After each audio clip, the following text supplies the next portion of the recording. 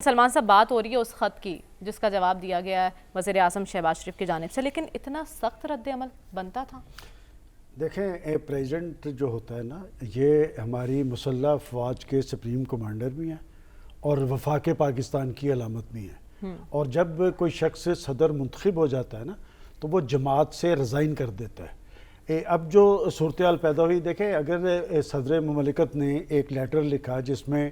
Prime minister صاحب کو کہا کہ جی آپ اداروں کو حکم دیں کہ وہ انتخابات یقینی بنائیں،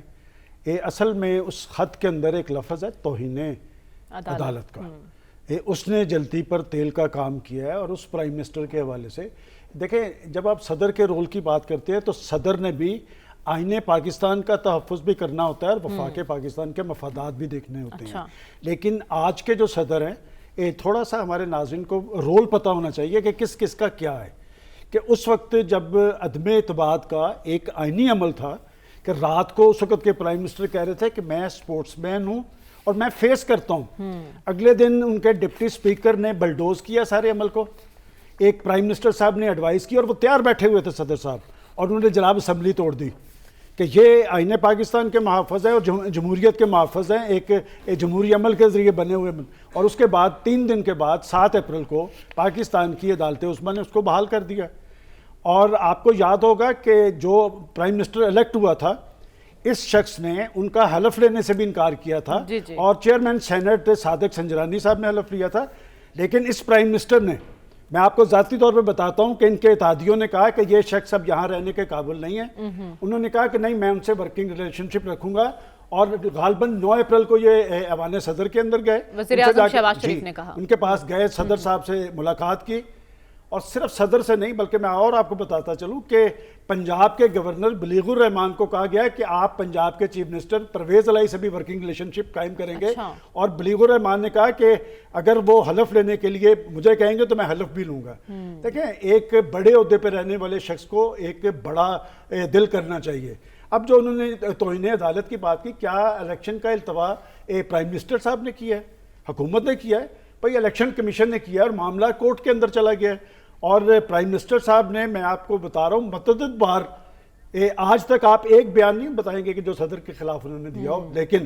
اب وہ رد عمل اس لیے آیا کہ ایک تو ان کے اتحادیوں کے خدشات درست ثابت ہوئے، اور پرائم منسٹر صاحب اس میں غلط ثابت ہوئے پریزیڈنٹ کے ایٹیچیوڈ کے حوالے سے، اس لیے انہوں نے رد عمل کا اظہار کیا۔ دوسری اس میں بات جو کی گئی ہے انسانی حقوق کی بات ہے، یہ ایک کمپین لانچ ہے اس وقت بیرونی محاذ پہ کہ پاکستان کے اندر انسانی حقوق کی پامالی، بھئی ہم تو یہاں پر بیٹھ کے کہا کرتے تھے کہ مقبوضہ کشمیر کے اندر ہو رہی ہے،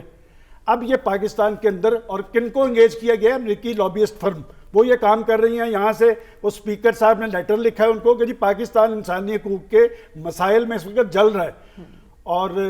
بات یہ کہ کیا ایک محب وطن سیاستدان یا ایک محب وطن جماعت کے ذمہ داران کو اس طرح کی بات کرنی چاہیے؟ اور اگر انسانی حقوق کی بات تھی تو میں بھی ایک سوال اٹھاتا ہوں، کیونکہ میں بطور جرنلسٹ، انہوں نے کہا کہ میڈیا پہ بڑا دباؤ ہے،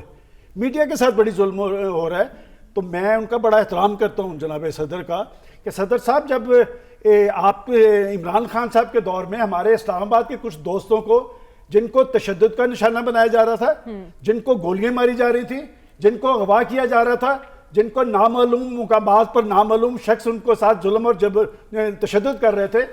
تو اس وقت آپ کا ضمیر نے ملامت نہیں کی؟ اس وقت آپ کو یہ خیال نہیں آیا کہ پاکستان کا میڈیا، اور پھر میڈیا کے ساتھ، بھائی آپ تو میڈیا کی پیداوار ہے۔ اور پھر میں ایک اور بات کہنا چاہتا ہوں، دیکھیں آئین اور قانون سے ان کی کمٹمنٹ کا عالم یہ ہے کہ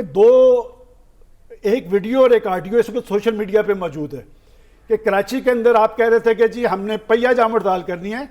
تو جناب ڈاکٹر عارف الوی صاحب لپک کے باہر آتے ہیں اور وہ کہتے ہیں میں دیکھوں گا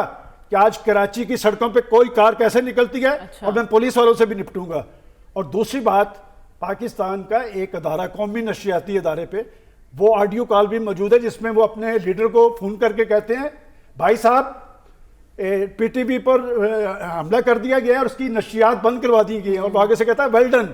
ڈن پارٹنر۔